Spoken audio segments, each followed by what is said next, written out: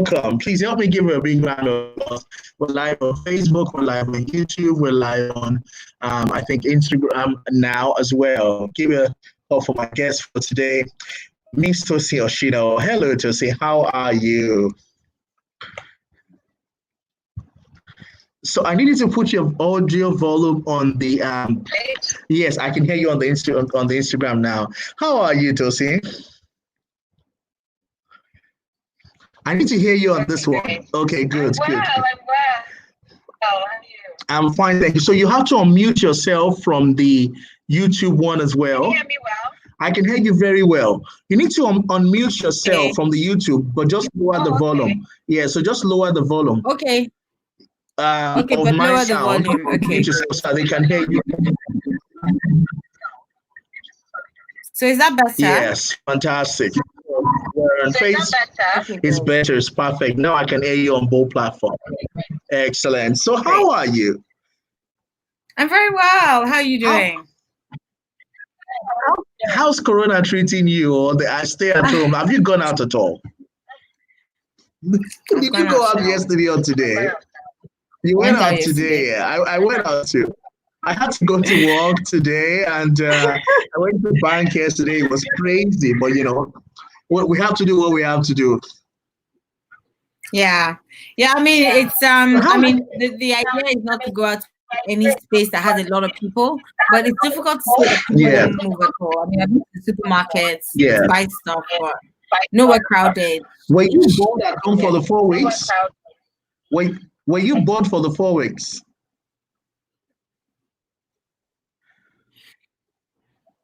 I wasn't bored. I think initially the fact that you know that it's not your choice to be indoors is the problem.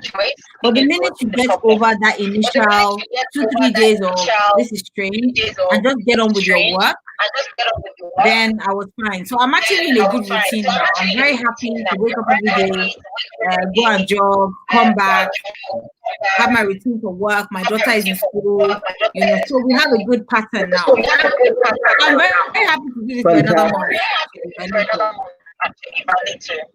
Fantastic. So I was going to ask you first. I've never seen you with a different hairstyle. What's with your love for lines? And your company is Ileila. Our culture is full of lines. Why not celebrate it? I mean, come on. So tell me about that. I think because that we should be advocating. Where did Ileila come from? Sorry, Ileila, House of Lines. It's I mean, to be honest, if you look at even Ashoke, the patterning on Ashoke, it's based on sequence, it's based on numbers. It's actually based on a lot of rhythmic logic, you know. Rhythmic logic. And even they plot a platform. There's a 2 and 3 patterning that people have. It's in our culture. I think it's something that we should actually celebrate more. Why not? Wow. We've embraced so much of Western culture, which is not bad. We've learned lots from it. But we shouldn't lose ourselves in the process of development. You know, we should carry our culture along. And I believe that I live my life conscious of trying to sell my culture, to celebrate my culture, make it attractive, make people want to imbibe it. And hopefully more people will see that it's something we should be proud of. That makes a lot of sense. That because, you know, I see that you're very Afrocentric in a lot of the things that you do. But, you know, we'll come back to that. Maryland Mall, that's one of your biggest achievements. Maryland Mall, one of your biggest achievements. I know that makes you so happy. Do you feel fulfilled after that project? How fulfilled were you? You designed the Maryland Mall. Yes, so from scratch. This is the building of inside my head, inside my dreams. It was. I think sometimes when you're doing something that's significant, it's good not to be aware of it. It should be far from your reality. It should be just something that I'm just getting my job done. But it was such a euphoric feeling. There was the feeling of standing in the building when it was finished before it was open, but then also the feeling of when people started to come inside the building and people were walking around and people are doing business, you know, and you just think that you're part of something that goes beyond you. It's no longer about you. It's no longer about the intimacy of the immediate decisions that you made.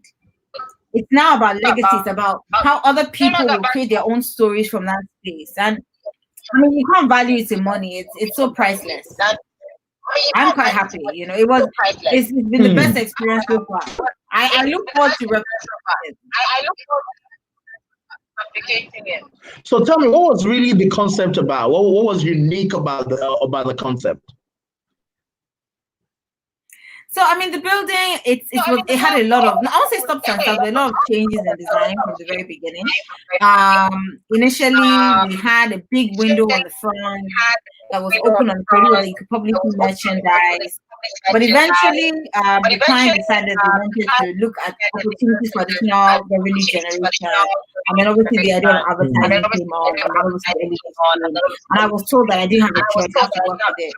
So I had to look for an intelligent way of creating a unique building with a screen on it. I mean, because it's a billboard at the end of the day.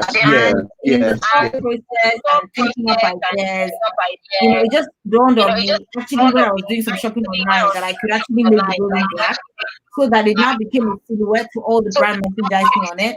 So I was thinking of the building as a building at night. Like what you see at maybe Piccadilly Circus or somewhere in Hong Kong. I didn't think about the building during the day. But the irony is that that's what people notice. People notice the building during the day, that blackness, like what is this? You know? And so it has two strong identities, one at night and one during the day. And they both work. So it now made it like a labyrinth, you know. So it was a happy coincidence that ended up being very successful. Wow, that's amazing. You know, I passed by there, and when I realized that you were the brain behind the Unilag, the Maryland one, I'm like, wow, Tosin is chopping money. Oh. So it's not like that. What was your first big project that you actually was involved with? I'm aware that in 2008, 2009, you were involved with the design, a proposed design for the Fourth Mainland Bridge.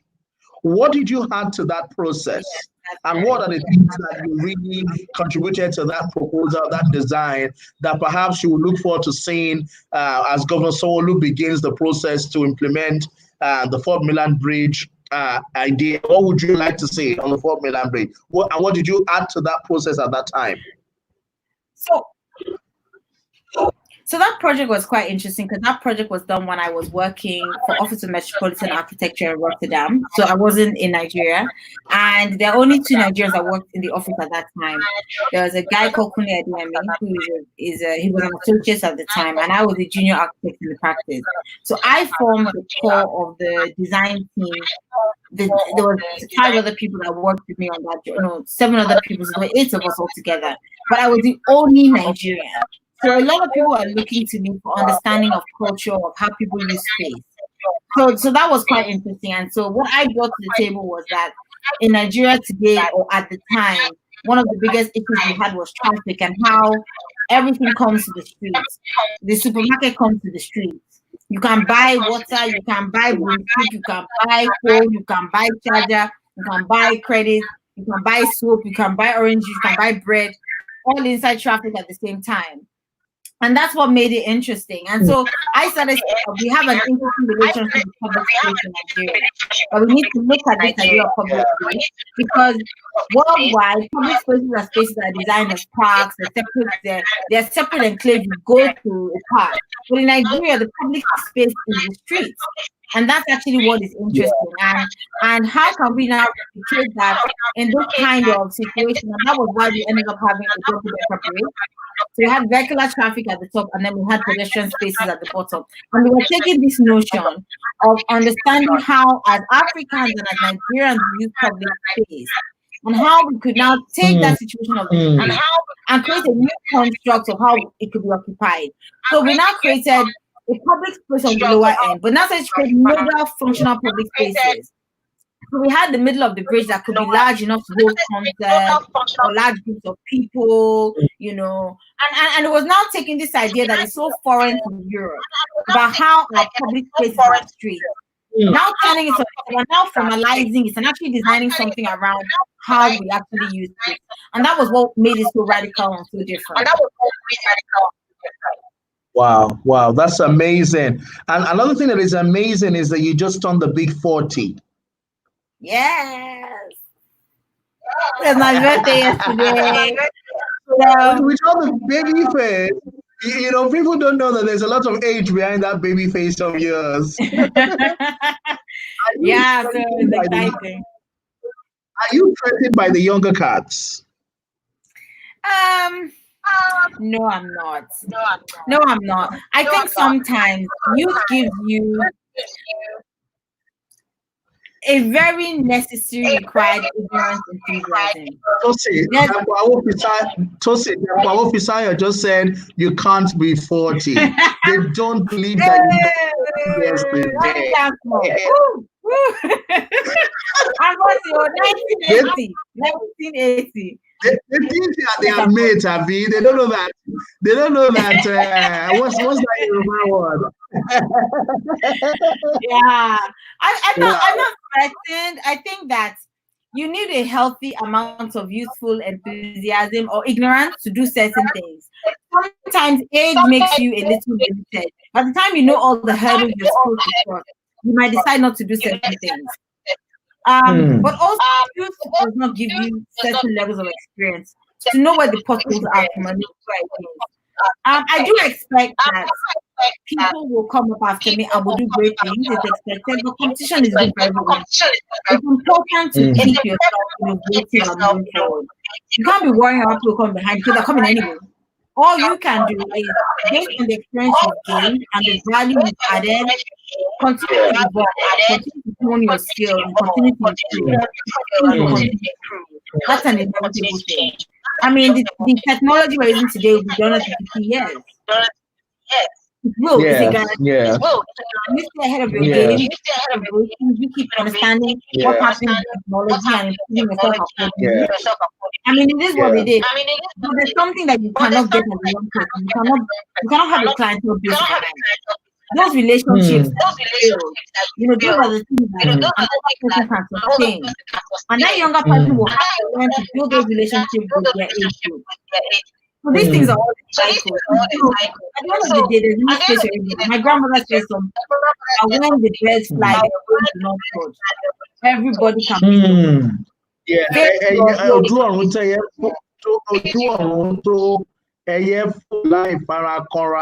Yes. That's the proverb. Yes. Wow. So I mean, so one thing I know stop growing. Just go ahead. Just face your lane. That's all. Face your lane. I have that attitude. What is yours is yours. Absolutely. That's amazing. Two things I know about you, aside from personal life, is that your best friend is daughter the two, and that you have a lovely daughter. Yeah. So now my next question. What is your experience with family life and work-life conflict? How do you balance family life and work-life conflict? Balance, How do you balance family life? I think it's tough, to be honest. I think it's tough, but you have to decide how you go about it. I'm a firm believer in structure. I'm very, very thorough with, I wake up at a certain time, I eat at a certain time, I go to job at a certain time, I sit on my desk at a certain time. I have a to-do list I write every day. What do I need to achieve for the day? Bam, bam, bam, bam, bam. And I get a really satisfactory feeling of crossing out after I've done certain things. So I'm very organized with that. I think that when you have too much time, you don't achieve anything. You actually end up passing around the whole day. But if you know you have 15 things to do in a day, you can be very clinical and structured in making sure that you address everything. Something is taking too long, you move on to the next thing, you come back to it. Now, with my daughter in particular, you must have a good support family network. There are certain things that you cannot approach to children. Children need a certain level of because there's no point being successful as a professional, and at the end of the day, the child has suffered. And by the time you realize the child has suffered, may be too late. There is no success if your children do not do well. This is very important. And COVID has helped me in that sense because I've had all the time in the world now spend my child. I've seen so many things that mommy is not having this. Let's correct this now. And I'm thankful for that, even when you're getting on, pushing and being professional, getting all these things done, it's important to remember that children will not stay children. We haven't. Let's correct this now. What did you say? No, go ahead. So your network went away for a minute, but you're back. Okay. Yeah, children will not stay children forever. So it's so important to be there for them in those very strategic years. The years where you actually form their character. We all remember when we were kids. There's certain things that you get to a stage in your life where you have to talk to people. You close up. You know what I mean? It's important to keep understanding that you can always talk to me. And it's the early years of formation. A lot of our parents, our own parents, miss it. They didn't talk about, or they thought, oh no, we don't talk about those things. So I'm just praying and hoping. We can afford to do that in this new generation. Yes, you can't. There's so much. Look, as long as you can read and write, you can Google. You go and Google it too. Yeah. What else is what it takes? Yes, absolutely. You go and Google it. And what age for them on Google? We didn't have that, remember? If you didn't have an encyclopedia that has to see what your house, you didn't get that information. But today is a completely different situation. So we need to be very open and honest and teach children to be responsible very early, to know that we don't do this in our house. We don't do that in our house. Because when they go to university, when they go to secondary school, you will be there to be holding their hand. Absolutely. You know, so talking about children-parent relationship. Yeah. I have so many things I want to ask you in the short time that we have. So you're going to pardon me if I keep throwing them at you. Talking about parent-child relationship, you learned architecture and drawing from your dad because you saw a lot of his work that he was doing as an architect when you were a little girl. As a matter of fact, you did the terrazzo. So he did building, yes. He did building, construction. No, so my dad, no. So you know how it is now. Your dad is building a house, his country home, and he had a draftsman who I thought was an actor. Actually, a draftsman designed the house. And I used to follow him to sites. You know, if you're building your house in Nigeria, you are the person there buying the cement, the sand, iron. My dad was cement. Now I realize that it's not the correct thing. I am not a professional. But I was very active. I had a good understanding of space. And so there were certain things that since he knew I was that way inclined, he asked me to do. So I designed the terrazzo floor in the house. But he's not a builder by passion. Like many things in Nigeria, people take on things that are not their core discipline. But it taught me a lot, that early exposure. And it really is what formed my interest in this profession. And what other things did you learn from your dad apart from, this? What are the 3 core lessons that you learned from your dad? I learned from my father, first and foremost, hard work.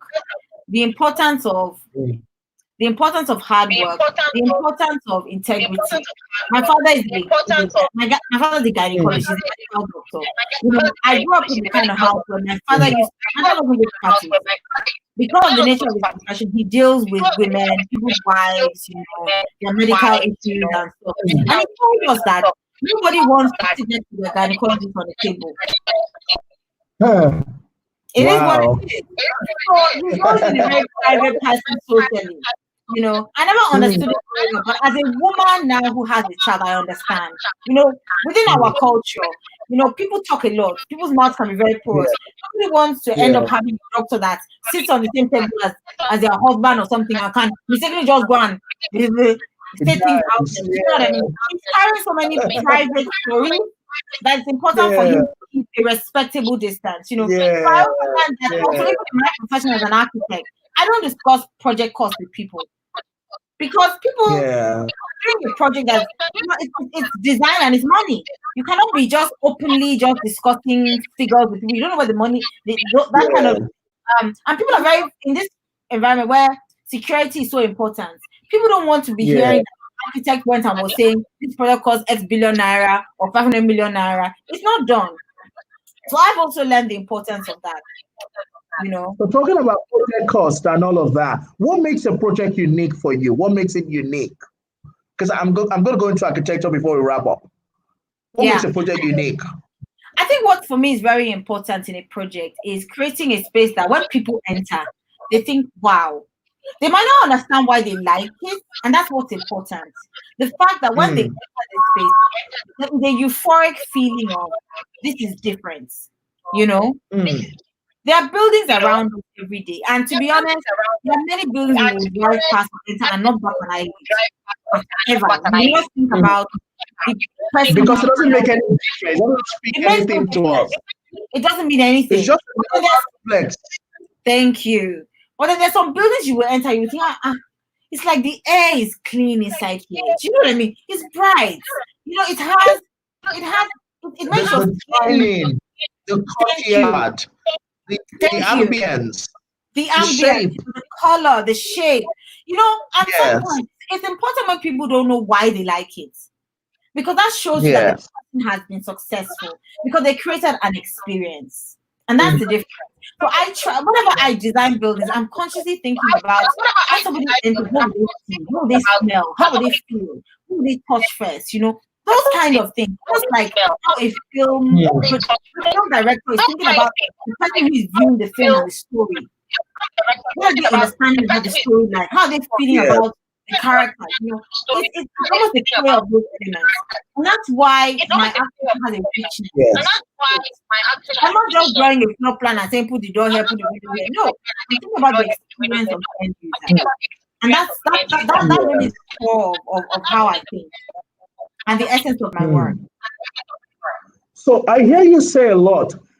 Our office did this building. Our office worked on this project. You've never used the word our organization or our company. You always say our office. Why? Is there any reason? I've noted that all the time. It's always our office, our office. Well, I think it could be. I could use the terminology company, but I think the important thing is the R. It is not I. It is never I, because I don't do this alone. There are many people who will work on the project, from all the architects who might be 4 or 5 to all the engineers, the structural engineers, the service engineers, the QS and the costing, the contractor, the tiler, the builder, the bricklayer. There are so many people. There is no building that will ever come to fruition without a team. Maryland had over 100 people work on this at any given time. Now, what I brought was the idea. I conceived the idea. That was birthed by me. But to execute was not. There were many people involved. And the important thing about the building industry is teamwork. There's never an I. But maybe because we're a small organization as a company, we kind of work from one room. That's why I psychologically call it our office, you know. But it's always it's always a collective. I couldn't notice that, so I was always wondering, is there an architectural concept behind the word our office? Well, I mean, the rich people, they have a architects will always say the practice.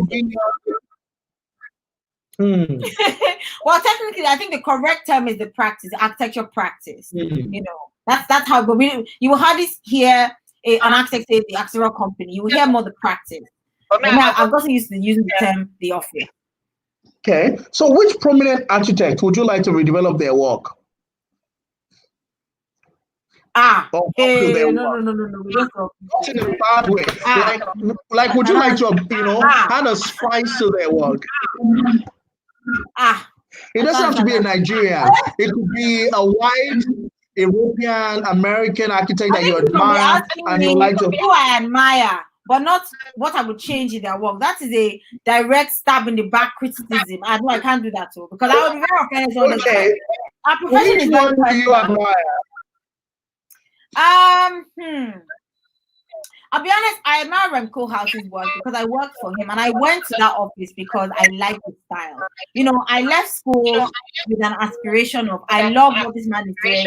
I particularly also love the fact that he had taken a big interest in Lagos and he had this project he had done with the Harvard School, you know, about how Lagos works. And for me, somebody who had taken a city that I had known growing up and to really be looking at it from a very academic point of view was important. But the style of architecture of the office is very it's called he does a lot of work that is based on massing, and he follows the thought process of form follows function. So it's about creating very elaborate forms in the building and then working out the program accordingly. So I really like his work. Another architect I really like, foreign architect, he's called Peter Zumthau. He's a very minimal architect, very about materiality and light and shadow and space. You know, I studied a lot of his work when I was a student growing up. So I think those two in particular. Now, Nigerian architects I really like. I really love Patrick on his work. They are, I like to coin them in the master builders. They do small projects, but they are detailing on point. Like when you see a staircase and the way somebody talks about the staircase, like, can you get brain like this? You know, I really love their work. I really love Caesar's work as well. Caesar, they are very, very strong taking a typology. When you see their work, you know they know a lot of twisting forms, you know, which is not common in this environment. So when you see it, it really stands out. You know, but I think architects who create signature pieces, like the way I see a fashion designer, if I see a Dolce & Gabbana dress, I will know it's Dolce & Gabbana. If I see Versace, I will say, let's even bring it down. If I see Dio by Lisa, I will know Dio by Lisa. If I see Larry da Silva, I will know Larry da Silva as well. Your language, your style should come across in your building. If you're a genuine creative, you're not doing copy. If you are not doing copy, your style should I see a beautiful friend of mine, Theologa, laughing because he also does a lot of building and concept. Yes, I see so Theo's work also has a very, very strong language. If you see Theo Lawson's work, you will know it's Theo Lawson's work. He has a very almost deconstructive, you know, kind of architecture. He does a lot of like lines and like interesting Afrocentric massings that come together. His work is very distinct, but it comes from a clarity of your logic and your thought process. It should definitely come out in your work. Okay, good one. What strikes do you think women bring to the field of architecture, from the workplace to the design? What strike do women bring to the field of architecture? What strike? What? What do women bring to the design? Yeah, strikes. What unique thing? What dynamism? I think personally, women bring an understanding of space. I mean, when I design a building, I'm forever child-proofing it in my mind. That baby's head cannot pass through that railing. You know, those kind of things. I'm very conscious of thinking about the many different age groups that can work in that space or will pass through that space. You know. So I guess maybe it's because I'm a turnout, because I have a child. I'm very conscious of things like that. I think women are very conscious of creating comfortable spaces for people to be in. Now, my architecture, funny enough, is very mass-like, can be very hard externally, but my interior is very conscious of occupation and making a comfortable space for people to be in, to inhabit. But I think women tend to be in this environment slightly more thorough, if I might say. You know, I think women will probably, maybe I should speak more for myself. Women probably don't do things necessarily first thinking of money. They will think about creating a nice space. And I guess this could really be for both men and women. If you approach the project thinking of money first, you will miss out on creating the right experience for people. The Design Beast Code says women create more functional spaces. Design Beast Code says women create more functional spaces. So you think that generally, holistically, getting a woman architect gives you better value for money? I think so. I think and I think it depends on the type of project. So I think for a residential project, women will design better spaces than men. That one is all hands down, because they're thinking about how they would personally use it. Most men probably won't go to certain parts of the house. They can't appreciate how important it is to solve the kitchen out properly, you know, but a woman will, because she's thinking about how she would use the space. You know, she's thinking about her kids, you know, how their room should be, you know, she's thinking about security as well, which maybe would have been the man's realm, but lines of sight, you know, can I see everything? Is this safe? Where I've placed this or where I've placed that, you know? I think women generally are more emotional. And if somebody designs from an emotional place, it's a lot more conscious of the many different things that need to be considered in this place. I have another question about women in architecture, and then I'll take Ayo Adigun's question on Victorian and contemporary architecture. But let me ask this first. Are there changes in the gender gap in the design industry? Are there changes in the gender gap? Yeah. I don't really know how to answer that question because I'm not aware of what has been measured. I do know that there are always a lot less women the higher up you go. And there are many factors that affect that. Some people just feel it's not for them, or that work-life balance with family and work can be more difficult, or certain women just end up wanting to do the things that are probably easier for them to manage with maybe 3 or 4 kids. Because if you really want to do hardcore architecture, it's very time consuming. So it does mean that you can probably not have as much of a family life as the person who wants to just step out and do smaller projects. And obviously, the more complicated a project is, the more you need to be more experienced in it. So things that are slightly less, like maybe doing the one-off renovation, somebody who has a lot of kids can manage. But the minute you're getting to the complexities of an office building, you really need to be there. So those things will affect how far women will rise in the industry and what kind of role they will take as a rise. So it ends up now being a very personal decision. Do you really want to be a professional working woman, or do you want to be a mother? And those are the kind of decisions that women have to make. And there is no right or wrong in it. Whichever one you choose, it's a very it's about choices. Yeah, it's about choices. Yes. Maybe the question we should be asking is, how difficult is it to rise?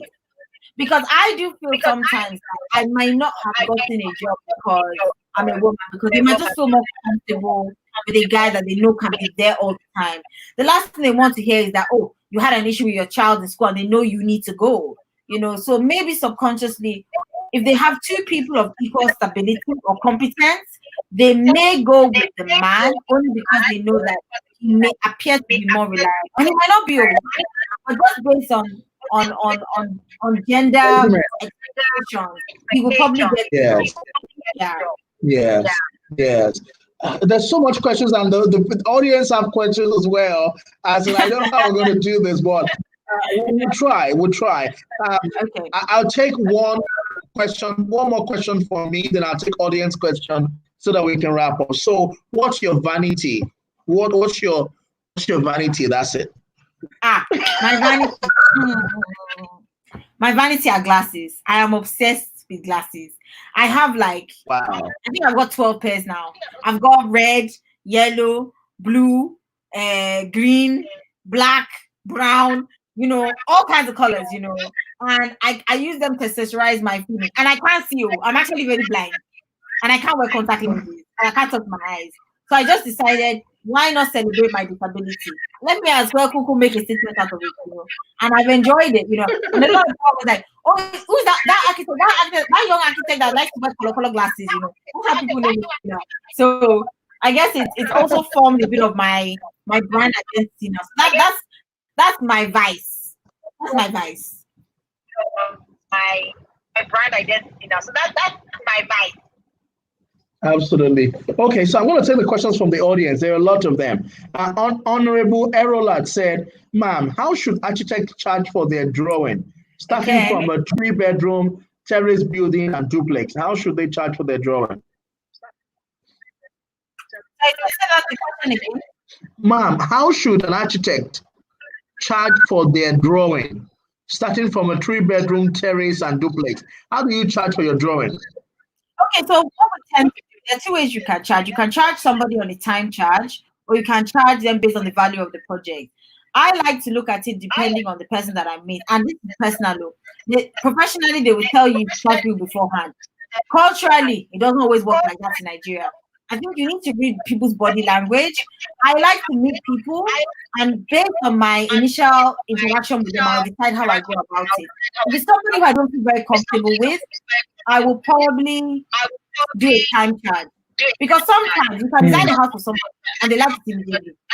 Or you can do a project and they ask you to revise it 4 times. They'll be asking you, I'm not sure, version. Your time is going. That kind of situation, if you don't time charge them, they don't appreciate the value you're bringing. And then it ends up costing you more money and they only pay once. Now, if you do a percentage cost, which is another way of doing it, you have the security of going through the process of them, the engagements, enjoying helping them to get the space that works for them. And then when you get to getting the value of the project, you then charge a percentage of the construction cost. That is done as a standard within professions. And there is usually a sliding scale of percentage depending on the value of the project. So if it's a very small project, you can charge between 8 to 10%. If it's a big project, it comes down to 432, depending. But there's wisdom with which you learn how to approach people. When I first started my practice, I used to think I charge people up front. But I learned a lesson. There are some people that you will work with who are very wealthy that do not want to discuss money at this time. They want to understand your energy. They want to see what you can do. If you talk to them about money early, you might lose their patronage. And the irony is they might end up with the best paying clients. So what I have learned in Nigeria, as much as possible, I like to work with people who I will get along with. Let us build the relationship of the work, and then we'll discuss the money later. And let me tell you something: if people like you, they will pay you. If they like what you bring and they are happy with the work. Correct people, correct people. Not everybody, correct people. Not everybody. That is very true. And that's why I say you have to approach your wisdom. Sometimes if people talk too confidently from the beginning, it's also a bad sign because it means that they want you to feel like you need them. They're doing you a favor. Yeah. And at the end of the day, they won't pay you. So I won't lie, this is wisdom. Like now, I can see time-wasting clients as they're coming from this time. These I'll be posting them as this was a little bit of my time. Those kind of people, I would charge them up front. And if they don't pay, that's a good sign because that means they were not going to be good clients. And then other clients I will meet that I can see their energy is positive. They're not too much in a hurry. They're not like give me now. But they want to talk about all the little intricacies of what they want. Those kind of people are like, okay, this is somebody that really wants to go the long haul. I'm willing to take a risk. But with everything, you must take a risk carefully. You don't risk all the way to the end and do that. But you gain their confidence. You show them, you answer their question. Because, like, for example, somebody is doing, and I know it was mentioned as a block of flats, but if somebody comes to as a private client for a house, it's always best to understand their personal requirements. You know, it's like you're designing a wedding dress for them. It has to be perfect. You have to do that with them. And so that one, I don't like to discuss money early because it also makes people a bit tense. They're not up, and they'll be worried that you're not in it for the right reason. But this is for private clients. For commercial clients, yeah, like I said, there are two types of clients. Private clients, you have to treat in a certain way. If you're dealing with a corporate, please discuss your money at the beginning. There is no reason why a corporate should be owing you. Most companies will tell you that if you don't get a PO, you don't have a job. Even if you're doing friend with the guy you're talking to, if you can't get a PO for the service, he has no business talking to you because he didn't pay the salary. If you don't get the PO, you will not pay. So it's very important to know the people you're dealing with. And even the way you charge for a commercial client, it's not the same way you charge for a private client. It's so important to know the difference. But you need both types of jobs to build your company portfolio and diversity of work. Very important. But you need type of job to build your portfolio and diversity. I hope that helps. Okay. Let me cut you short because I have two more questions and then we got to go. We're already nearly 1 hour. So quickly, let me ask the two questions together. You know, it's interesting. I love this conversation. As Dayo Rock by John Busaya says, I Tosin, aside passion and love for your architecture, were there any other influence that has helped you achieve much more than your peers? Were there any other influence that helped you achieve more than your peers? Okay. And then the final one is Victorian and contemporary architecture. Which is better and more sustainable? Okay, so the first question, I think the other thing that has helped me has honestly been God's blessing. I think in life, opportunity and timing is very important. But you must make sure you have the skills when the opportunity comes. It's very, very important. I was at the right place at the right time for the right opportunity. My client for Maryland Mall is somebody I knew from university. And he needed an architect and he didn't need an architect. that was actually how it happened. It was not like I did or anything, but it was the right opportunity and I was able to deliver. It could have gone very wrong. If I didn't know what I was doing, it would have not worked out. I'd have been sacked and somebody else would have been gotten. So that's very important. God's grace and opportunity at the right time, and you take it and you run with it. Now, the second question was what? Victorian or contemporary architecture? Personally, which is better and more sustainable? I think Victorian they're both sustainable. There are two different styles of architecture. The same way you can have two different designers design two different types of dresses. That both people will find people who like both of them. There is no right or wrong in design. Design is like beauty. It is based on the opinion of the person who is viewing it. What is important is where you decide to sit as a designer. Nobody can come to me and ask me for Victorian style, because I will tell them it's not my style. My brain doesn't think like that. I cannot design for you in that way. I can tell you the kind of architect that can do that kind of style for you, and I can send you in that direction. But you must know the kind of person that you are. Sustainability comes with the quality of your build and the detailing of your design. That has to do with understanding how things will last and building accordingly. Any building that is not designed to last more than 25 years is a failure building. And it doesn't matter whether it's a contemporary style or a Victorian style. But I am a child of contemporary. That was how I learned about architecture, and it's the architecture that I feel I best express myself in. But does not mean it's the only style that you can have. Yeah. And another thing that people should not forget, contemporary happens to be the style of this age. Victorian is the style of the early 1900s. So it's also about a period and a fashion of the time. Whatever style you pick, the building must last. But you are basing it on the style of when it came out. There's no right or wrong.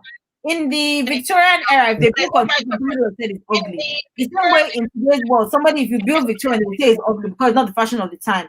It's not about the fashion, it's about the expression of self and building buildings that will outlive the period of that time. It's not about the fashion period of that time.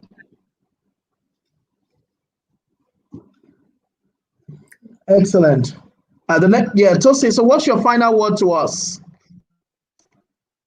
In particular to the young ladies watching this, young architects and young entrepreneurs watching this. What is your big business lesson? Final word. So architects, I would say it's very important for you to work under someone and gain practical experience in an office. The difference between a professional and an entrepreneur can afford to learn on the go. They are probably starting a business that does not exist and there is no precedent behind it. As a professional, you must practice under somebody. Please, it's very important. Understand the ropes, because you are dealing with somebody else's money. You're providing service. Very, very important. A lot of costs involved. You should have a level of experience and understanding what you're doing before you take somebody else's money and go and risk it. That's the difference. But in both cases, be clear on your long-term goal. As for me, I am an architect professional and then an entrepreneur. I worked 7 years before I set up my office. Can you see the difference? If I had finished school and tried to be an entrepreneur, I would have failed by now. But I became a professional first.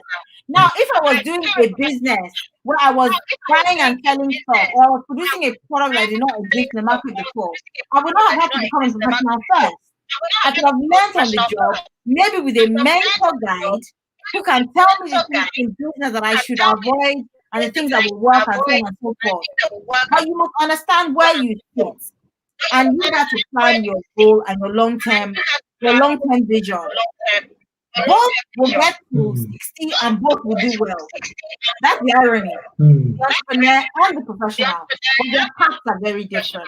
And you need to be very clear which one you sit on and know the right way to go on. That's my advice. Thank you so much. Ladies and gentlemen, Tosin Oshinowo, a true princess. Are you from Lagos? You're from Lagos, aren't you? Well, my dad is half Lagos Island, but from Ikorodusha. But I'm Lagos. I claim Lagos. And the Korodu True Matthew. princess of Lagos. Come on, Korodu.